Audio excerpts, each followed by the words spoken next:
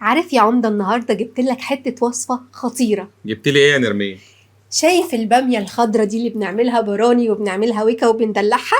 يا نرمين شايفها حلوه. انا هقليها لك النهارده بطريقه حلوه. يعني انا سمعت غلط صح؟ هتقلي الباميه؟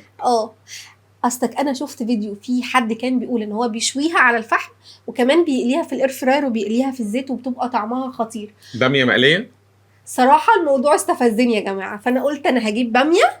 انا كنت بخزن شويه باميه اليومين دول، فايه سبت طبق كده قلت هجربه، باظ بس خلاص. باميه مقليه. ولو باظت هروح حطها في شويه تقليه ونعملها براني. يا نرمين انا مش بتاع الحاجات دي على لا فكره. لا انا ماليش في التجارب الغريبه دي. هنجرب. ماشي يلا نقليها. احنا اول 2 على السوشيال ميديا بنقلي الباميه.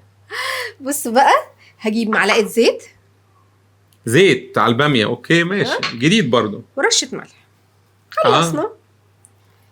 طبعا في ناس بتفضل تحط لها توابل كتير، بس صراحه انا عايزه ادوق طعمها البيزك العادي، فانا بس حطيت ملح وزيت. انتوا بقى حطوا بابريكا، حطوا كل اللي نفسكم فيه. لا يعني انا هدوق في الاخر، لو حسيت ان انا محتاجه بعد القليه هزود. بعد قليه ايه؟ الباميه. ده اول فيديو ابداه معاكم بربنا يستر.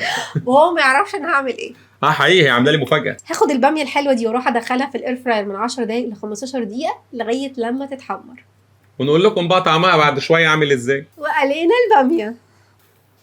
شكلها حلو والله انا متشجع. وريحتها حلوه على فكره. والله متشجع. مش متشجع. وريتها اشم. وريني انا اللي هقول لكم الريحه حلوه ولا مش حلوه ولا نرمين ايه ده.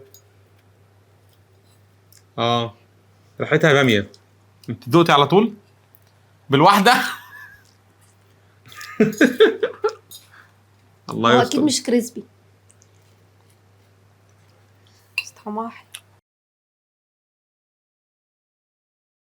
على فكره، من غير توابل. متضايق منها؟ غريبه قوي. بس متضايق منها. انا ما كنتش مصدقه ان هي ممكن تطلع حلوه، بس هي مش حلوه الواو، بس تتاكل. عارفين عامله زي ايه؟ كلتوا البتنجان مع البطاطس قبل كده؟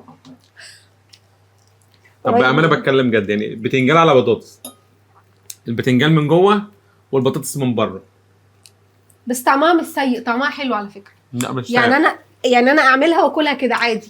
لو عملتيها حطيها عليها ملح في ساندوتش من غير ما يبص يفتكروها بتنجان. مش هيحسوا بيها.